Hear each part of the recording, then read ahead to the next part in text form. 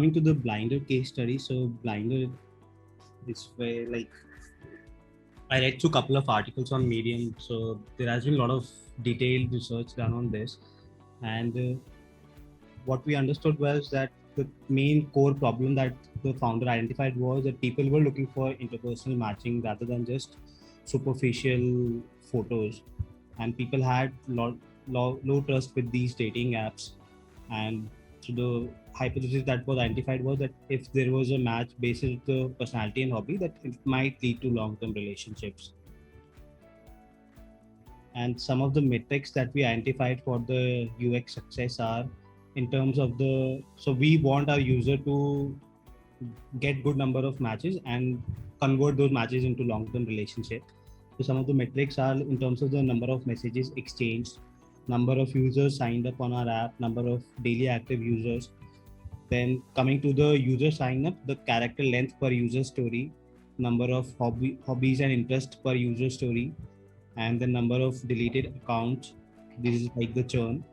And coming to revenue monetization, number of premium subscriptions, and coming to engagement, so the average matches per user.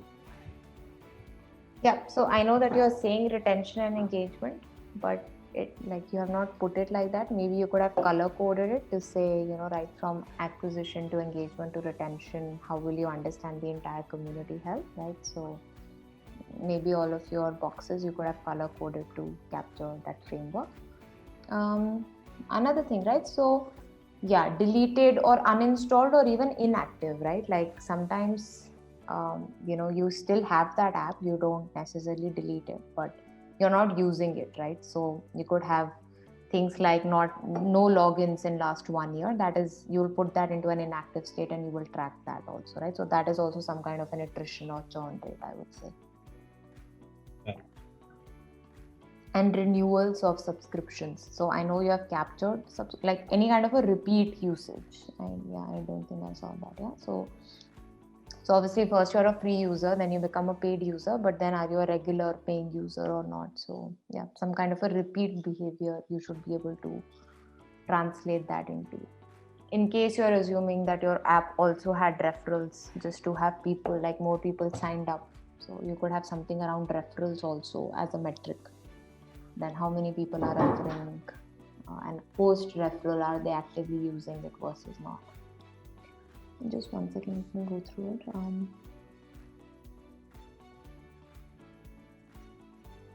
You're right. So can I move ahead? Yeah, just one more thing, right? So one you said is number of users who signed up, right? So sometimes you may also call it out into two things, right? One is like a basic sign up, which means that you have given the minimum information for you to become a user on the platform, like maybe an email ID and setting of password and maybe a contact number for OTP or something. Another one could also be filling in your profile, right? Because it did say that, maybe it will have things around preferences, etc. So how many people actually filled up their profile, right? So one is acquisition, one is activation, right? So something like what percentage the profile is complete, that also you can track, right? Which will be an indication for activation piece. Yeah, right. I think those were my... So one question here, for the number of users signed up. So until and unless, so obviously the user is not there on platform. So how this metric will help in measuring the UX, because user is not yet on the platform. Hello.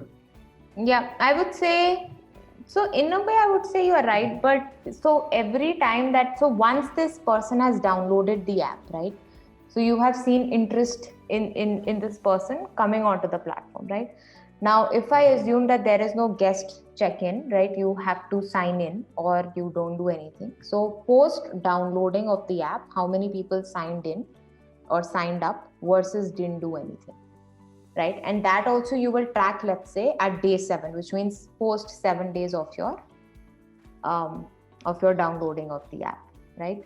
Now, if this number goes down, you are right that how will we attribute it, whether the UI UX wasn't intuitive enough or whether this person was generally not interested in the app, right? Or completely forgot about it, right? But in this case, because he downloaded, we can believe that there was interest, but maybe something in the UX pissed this person off a little or made it seem like a little bit more complicated, which is why this person didn't go ahead. So in that context, it can be an important metric or an important metric to look at. Would you agree? Yeah, I'm just trying to play that again, how the UX will come into the picture, because till now, until unless he will not land on the home page, he will not see the UX, right?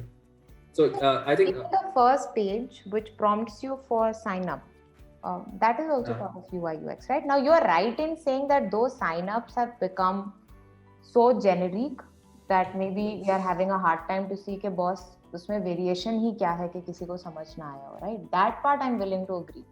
Like they are so standard, sign up things that I think that is where the blocker is coming at, right? Like what could be so fancy or so complicated or so unexpected.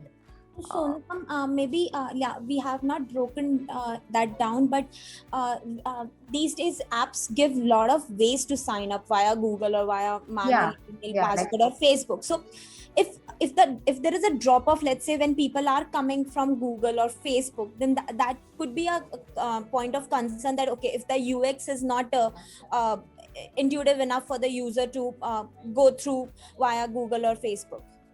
Yeah, correct. It could be at both places, right? For someone who's so used to seeing the Google and Facebook signups, if you don't show that, then they'll be pissed because then they think that, okay, I have to, put in additional sign up information.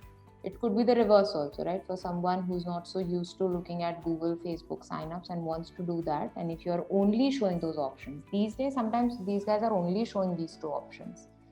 Then also this person might drop off, right? Exactly. So, and then Google or Facebook stores a lot of information. People sometimes are not comfortable linking their accounts also. Correct. Yeah.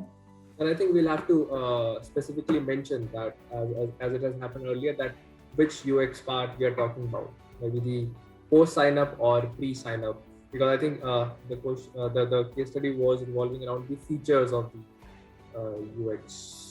Yeah, you're right. If we could have actually gone to that level of explanation, right? Like first telling us or the group that boss, this is how it's going to work, and with these constraints or these assumptions, these are my metrics. I think that's a much better conversation to have. Most of the conversations that we have are very blue sky, right? Like let's assume everything is there, then what all we can do, right?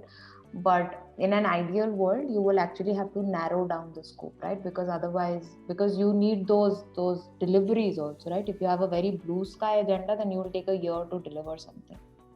But you will have to show some deliveries every month or every quarter. So yeah, I would agree that for future, if in the case study itself, if we can define the scope really well and then talk about it, it would be a much more targeted discussion.